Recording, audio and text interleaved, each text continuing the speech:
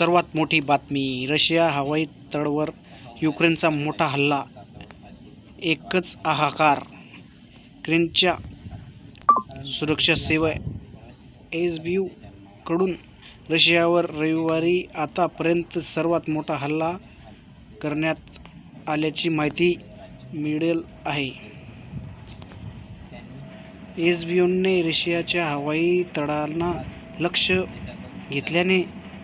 घेतल्याचे सांगितले. आज क्यू इंडिपने एका सूत्रानुसार लिहिले आहे की या हल्ल्यात 40हून अधिक रशियन बॉम्बर जेट्सचे नुकसान झाले आहे. यापूर्वी वृत्तसंस्थेनुसार रविवारी रशियातील 2 पुलांना लक्ष्य करण्यात आले होते.